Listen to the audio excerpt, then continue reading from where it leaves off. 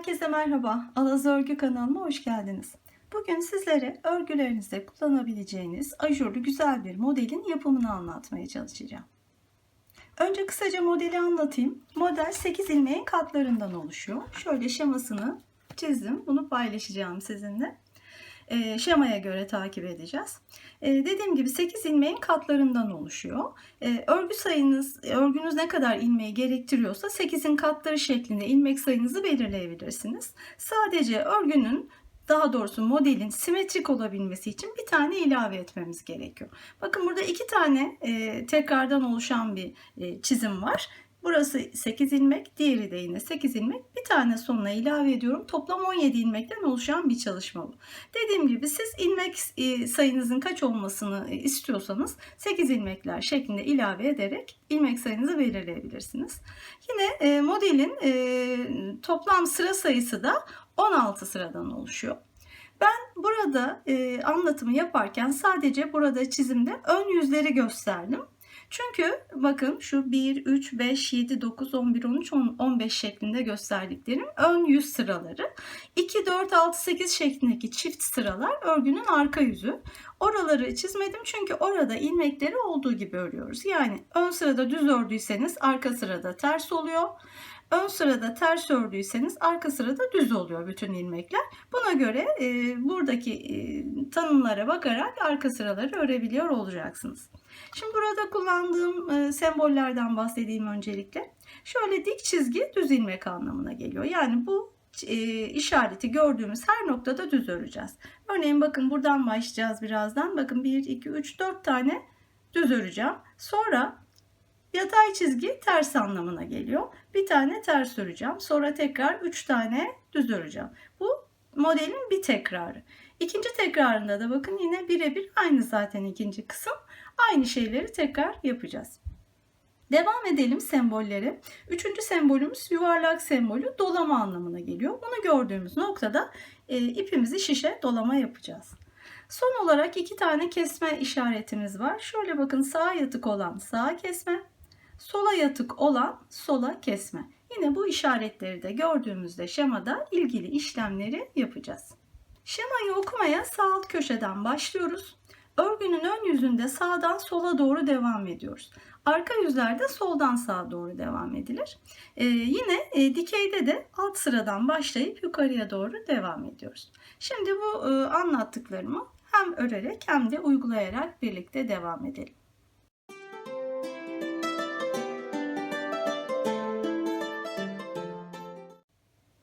Evet, ben ilmeklerimi hazırladım. Toplamda 4 model için 32 ilmek yapıyor. Bir tane de simetri için gereken ilmeğimiz, toplamda 33 tane ilmeği aldım. Arka sıradan da bir sıra ters ördüm. Şimdi ön yüzdeyim.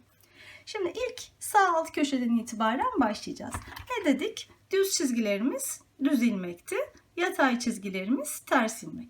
Bakın ilk model için, ilk 8 ilmek için söylüyorum. 1, 2, 3, 4 tane düz, bir tane ters, 3 tane düz. Bunu yaptıktan sonra ikinci, üçüncü, dördüncü modellerde de aynı işlemi yapacağım. Yani 4 düz, 1 ters, tekrar 3 düz. 1, 2, 3, 4 tane düz, 1 ters, 3 düz. 1, 2, 3. Şu an 8 tane ilmeği ördüm. Diğer ikinci, üçüncü ve dördüncü 8 ilmeklerde de bunu yapacağım. Son ilmekte görüşeceğiz. Evet, bunları bitirdim ve son ilmeğe geldim. Yine şemama bakıyorum. Son ilmek bir düz ilmek olacak. Onu da düz örerek ön yüzü, yani modelin birinci sırasını tamamladım. Az önce de söylediğim gibi arka yüzlerde ilmekleri olduğu gibi öreceğiz. Eğer ilmeklerinize bakarak düz mü ters mi neyi ördüğünüzü hemen algılamakta zorluk çekiyorsanız şemadan yine faydalanın. Mesela şimdi geriye döndüm. Buradan arka yüzde soldan sağa doğru devam edeceğim ikinci sıra için. Buradan itibaren bakacağım. En son burada ne örmüştüm? Düz örmüştüm. Bu ilmek arka yüzde ters olacak. Yine yanında 3 tane daha düz var. Onlar da ters olacak. Arada bir tane ön yüzde ters vardı. O düz olacak. Yani eğer ilmeklere bakarak zorlanırsanız belirlemekte düz mü ters mi, bu şekilde şemadan da faydalanabilirsiniz. Şimdi dolayısıyla ben 3-4 tane ters yapacağım. Sonra bir düz yapacağım. Şimdi göstereyim sadece. 1, 2, 3, 4 tane ters ördüm. Sonra bir düz var. Zaten bakın bu ilmek öbür sırada, ön sırada, yani ters ördüğüm için düz görünüyor burada. Bunu düz örüyorum. Ardından tekrar devam edeceğim. Buradan da bakabilirsiniz, örgünüzden de. Bu şekilde arka sırayı örelim. Bundan sonraki arka sıraları göstermeyeceğim. Dediğim gibi bir önceki ön sıradaki ilmeklerini nasıl ördüğünüze bakarak karar verebilirsiniz. Sadece şunu belirteyim. Ön yüzde birazdan göreceğiz. Dolama ve kesmelerimiz olacak. Dolama ve kesme yaptığımız bütün ilmekler arka yüzde ters örülecek. Bu şekilde arka sırayı tamamlayalım. Evet, ikinci sırayı tamamladım arka taraftan. Şimdi ön yüzde ve üçüncü sıradayım. Şöyle yine göstereyim ne yapacağımızı üçüncü sırada. İlk yine 8 ilmek için bakalım. Bir düz öreceğiz. Ardından bir dolama, tekrar bir düz. Sonra sağa kesme, ters ilmek, sola kesme, bir düz ve tekrar dolama. Sonra yine 8 ilmek 8 ilmek şeklinde bunun tekrarını yapacağız. Yine ilkini birlikte yapalım. Bir düz.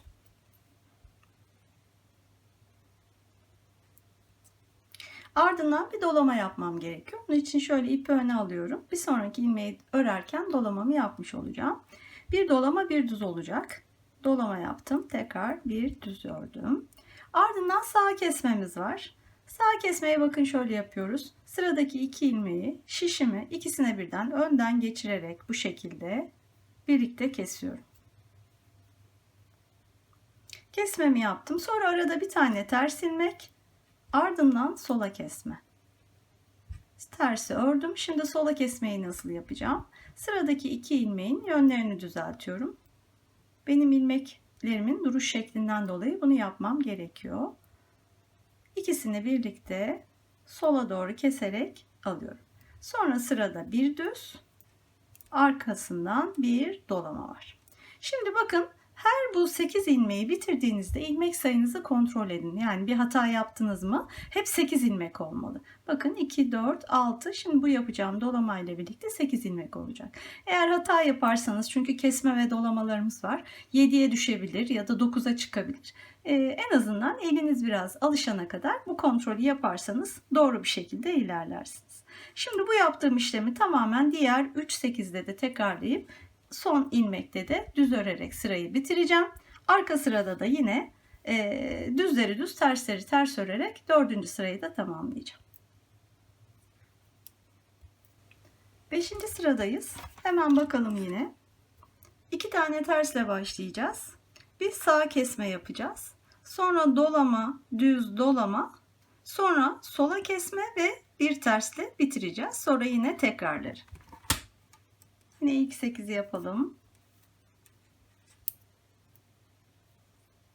Tekrar hatırlatmış olayım. Arka sıralarda bu kesme ve dolama ilmeklerini, ön yüzde yaptığımız bu kesme ve dolamaları arka sıralarda ters örüyoruz. Onun dışında düz ilmekleri ters, ters ilmekleri düz örüyoruz. Şimdi 2 tane tersle başlıyorum. 1, 2. Ardından sağ kesme yapacağım. Yine şöyle 2 ilmeği birlikte önden örerek aldım. Bakıyorum. Sonra dolama, bir düz, tekrar dolama, sola kesme. İlmeklerimin yönünü düzelttim. Kestim ve bir ters. Yine bakın 8 ilmeği, 2, 4, 6, 8 ilmeği yaptım. Şimdi bunu diğer kısımlar için de uygulayıp sıranın sonunda da yine ters örerek son ilmeği, bu sırayı da bitireceğim. Arka sırayı da yapıp 7. sırada görüşeceğiz. 7. sıradayız. Ne yapacağımıza bakalım. Bir tane tersle başlayıp sağ kesme yapacağım. Sonra bir dolama, 3 düz, bir dolama, sola kesme. Tersle başlıyorum. Şimdi sola kesme, yine önden 2 ilmeği birlikte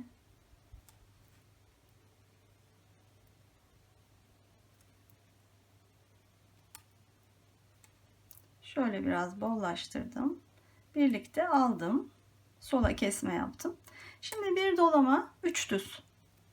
1 2 3. Tekrar bir dolama, sola kesme. Sola kesme. Yönlerini değiştirdim ilmeklerin.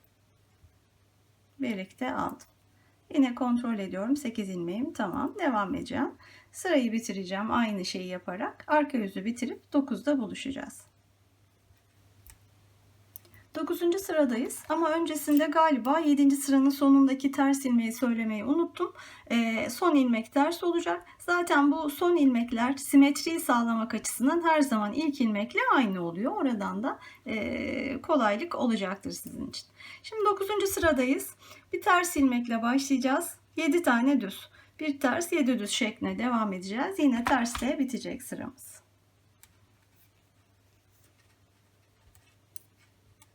Tersle başlıyorum. Bir tane ters ördükten sonra 7 düz.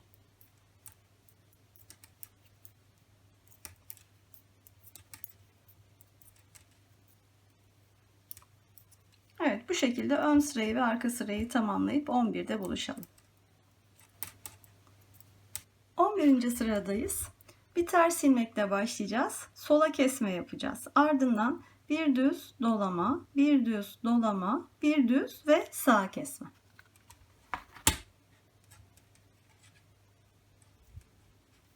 Tersle başlıyorum. Ardından sola kesme yapacağım. Bakın ilmeklerimin yönünü düzelttim. Ve ikisini birlikte aldım. Sonra bir düz dolama, bir düz dolama, tekrar bir düz. Son olarak da sağ kesme. Yine ilmekleri 2 taneyi şöyle önden birlikte örerek aldım. Kontrol ediyorum. 8 tane ilmeğim tamam. Bu şekilde devam edeceğim. Son ilmeğimiz yine ters ilmek. Arka sırayı da bitirip 13'te buluşalım. 13. sıradayız. Düz ilmekle başlayacağım. Bir dolama yapacağım. Sola kesme yapacağım. Sonra 3 ters, sağa kesme ve bir dolamayla bitireceğim. Bir tane düz örüyorum önce. Dolama yapıyorum. Sola kesme. İlmeklerimin yönünü düzeltip kestim. Sola kesmemi yaptım. Arada 3 tane ters ilmeğim var. 1 2 3.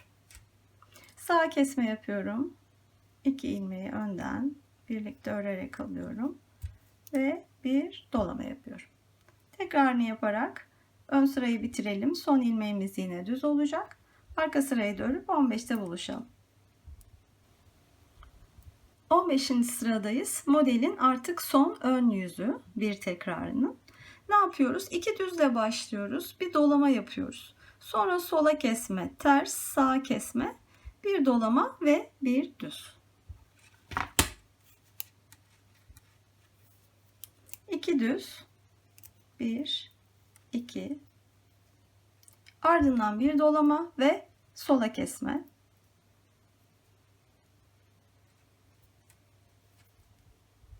Arada bir tane ters ilmek var. Sonra sağa kesme.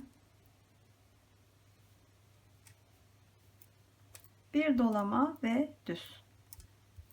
Yine ilk 8 ilmeği yaptık. Bu şekilde diğerlerini de yapıp düz ilmekle sırayı bitirelim. Arka yüzü de bitirelim. Modelin bir tekrarını tamamlamış oluyoruz. Evet, modelin 16 sırasını tamamladık. Bu 16 sıradan sonra artık tekrar birinci sıraya döneceğiz. Şimdi öreceğimiz bu ön yüzde tekrar birinci sıradan başlayıp aynı şeyleri yapmaya devam edeceğiz ve böyle modelimizi ilerleteceğiz. Bakın şöyle göstereyim. Modelde artık belirgin bir şekilde gözükmeye başladı. Yine de daha çok belirginleşmesi için ben biraz daha öreyim. Son şeklini sizinle paylaşacağım. Evet, bir 16 sıra daha ördüm. Bakın böyle oldu. Hatta şöyle koyu renk bir zeminde göstereyim size. Modelimizin görüntüsü bu şekilde. güzel, özellikle yazlık örgüler için çok uygun bir model. Şöyle kalın, biraz daha kalın bir ipte bakın bir tık daha farklı duruyor. Daha tok duruyor. Bu biraz daha ince bir ip. Tercihinize göre daha ince ya da daha kalın iplerle farklı örgülerde kullanabilirsiniz.